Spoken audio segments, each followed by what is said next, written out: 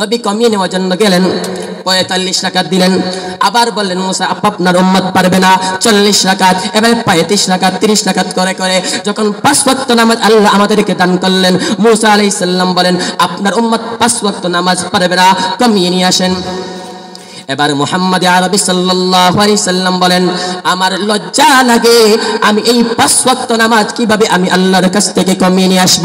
আমার উম্মতের উপর আস্থা আছে, আমার উম্মত 5 ওয়াক্ত নামাজ পড়বে। এখান থেকে বোঝা যায় আমার নবী মুহাম্মদুর রাসূলুল্লাহ সাল্লাল্লাহু আলাইহি সাল্লাম পৃথিবীর तमाम মাখলুকের মধ্যে সর্বাপেক্ষা লজ্জাশীল ছিলেন। আজ আমাদের মধ্যে লজ্জা নাই, অথচ হাদিসে স্পষ্টভাবে ঘোষণা রয়েছে আল হায়াউ শু'বাতুম মিনাল ঈমান, লজ্জা হচ্ছে ঈমানের অঙ্গ। মুহতারাম হাজিরিন, এই হচ্ছে আরেকটা গুণ। আরেকটা গুণ হচ্ছে আমার নবী মুহাম্মদুর রাসূলুল্লাহ সাল্লাল্লাহু আলাইহি সাল্লাম পৃথিবীর সবার চাইতে সত্যবাদী ছিলেন। কেমন সত্যবাদী ছিলেন? মক্কার কাফেররা কুফাররা নবীকে অনেক নির্যাতন করত, কিন্তু তারা জানতো মুহাম্মদ আরবি সত্যবাদী, তারা তাকে আল আমিন উপাধি পর্যন্ত দিয়েছে। তারাও জানতো নবী মুহাম্মদ আরবি সত্যবাদী। 3 নম্বর গুণ, আমার নবী আমানতদার ছিলেন। কেমন আমানতদার ছিলেন? আল্লাহু আকবার। নবীজি মুহাম্মদ আরবি সাল্লাল্লাহু আলাইহি সাল্লাম যখন আল্লাহর আদেশে মক্কা থেকে মদিনায় হিজরত করার আদেশ প্রাপ্ত হলেন, তখন নবীজি এক সাহাবায়ে কেরামকে বললেন মক্কার কাফের কুফফারদের এত সোনা গহনা ধন সম্পদ আমার কাছে আছে, আমি তো চলে যাব, তুমি ওই সমস্ত সোনা গহনা ধন সম্পদ নবী ওই সমস্ত ব্যক্তিদের বর্গকে দিয়ে দিবে। এখান থেকে বোঝা যায় মক্কার কাফেররা কুফফাররা নবীজির শত্রুতা হওয়ার পরেও তারা তাদের মূল্যবান সম্পদ নবীজির কাছে আমানত রাখত। আল্লাহু আকবার। এর থেকে বোঝা যায় আমার নবী পৃথিবীর সর্বাপেক্ষা আমানতদার ছিলেন। আজকে আমাদের মধ্যে আমানতের কোনো গুণ নাই। নবী কমিয়ে নেওয়ার জন্য গেলেন, 45 রাকাত দিলেন। আবার বললেন মুসা আপনার উম্মত পারবে না, 40 রাকাত, এবার 35 রাকাত, 30 রাকাত করে করে যখন 5 ওয়াক্ত নামাজ আল্লাহ আমাদেরকে দান করলেন, মুসা আলাইহিস সালাম বলেন আপনার উম্মত 5 ওয়াক্ত নামাজ পারবে না, কমিয়ে নিয়ে আসেন। এবার মুহাম্মদ আরবি সাল্লাল্লাহু আলাইহি সাল্লাম বলেন আমার লজ্জা লাগে, আমি এই 5 ওয়াক্ত নামাজ কিভাবে আমি আল্লাহর কাছ থেকে কমিয়ে নিয়ে আসব? আমার উম্মতের উপর আস্থা আছে, আমার উম্মত 5 ওয়াক্ত নামাজ পড়বে। এখান থেকে বোঝা যায় আমার নবী মুহাম্মদুর রাসূলুল্লাহ সাল্লাল্লাহু আলাইহি সাল্লাম পৃথিবীর तमाम মাখলুকের মধ্যে সর্বাপেক্ষা লজ্জাশীল ছিলেন। আজ আমাদের মধ্যে লজ্জা নাই, অথচ হাদিসে স্পষ্টভাবে ঘোষণা রয়েছে আল হায়াউ শু'বাতুম মিনাল ঈমান, লজ্জা হচ্ছে ঈমানের অঙ্গ। মুহতারাম হাজিরিন, এই হচ্ছে আরেকটা গুণ। আরেকটা গুণ হচ্ছে আমার নবী মুহাম্মদুর রাসূলুল্লাহ সাল্লাল্লাহু আলাইহি সাল্লাম পৃথিবীর সবার চাইতে সত্যবাদী ছিলেন। কেমন সত্যবাদী ছিলেন?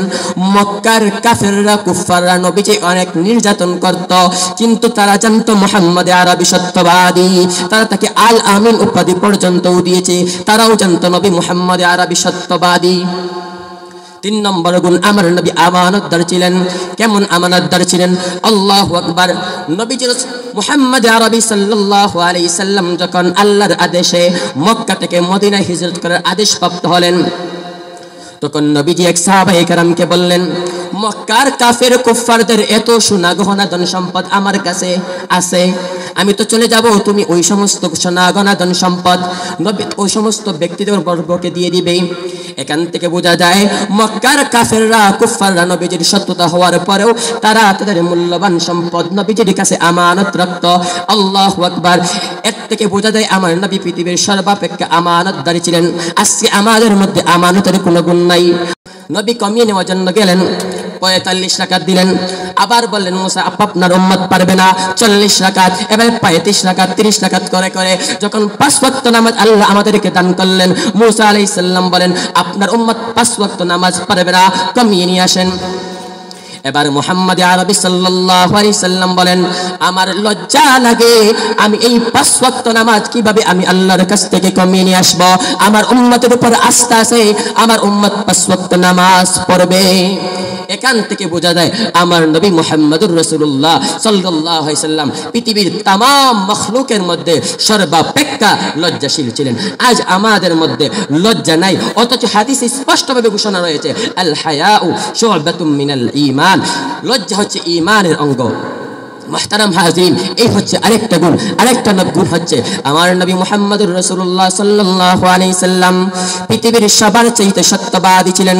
কেমন সত্যবাদী ছিলেন? মক্কার কাফেররা কুফফাররা নবীকে অনেক নির্যাতন করত, কিন্তু তারা জানতো মুহাম্মদ আরবি সত্যবাদী। তারা তাকে আল আমিন উপাধি পর্যন্তও দিয়েছে। তারাও জানতো নবী মুহাম্মদ আরবি সত্যবাদী। 3 নম্বর গুণ, আমার নবী আমানতদার ছিলেন। কেমন আমানতদার ছিলেন? আল্লাহু আকবার। নবীজি মুহাম্মদ আরবি সাল্লাল্লাহু আলাইহি সাল্লাম যখন আল্লাহর আদেশে মক্কা থেকে মদিনায় হিজরত করার আদেশ প্রাপ্ত হলেন, তখন নবীজি এক সাহাবায়ে কেরামকে বললেন, মক্কার কাফের কুফফারদের এত সোনা গহনা ধন সম্পদ আমার কাছে আছে, আমি তো চলে যাব, তুমি ওই সমস্ত সোনা গহনা ধন সম্পদ নবী ওই সমস্ত ব্যক্তিদের বর্গকে দিয়ে দিবে। এখান থেকে বোঝা যায় মক্কার কাফেররা কুফফাররা নবীজির সত্যতা হওয়ার পরেও তারা তাদের মূল্যবান সম্পদ নবীজির কাছে আমানত রাখত। আল্লাহু আকবার। এর থেকে বোঝা যায় আমার নবী পৃথিবীর সর্বাপেক্ষা আমানতদার ছিলেন। আজকে আমাদের মধ্যে আমানতের কোনো গুণ নাই।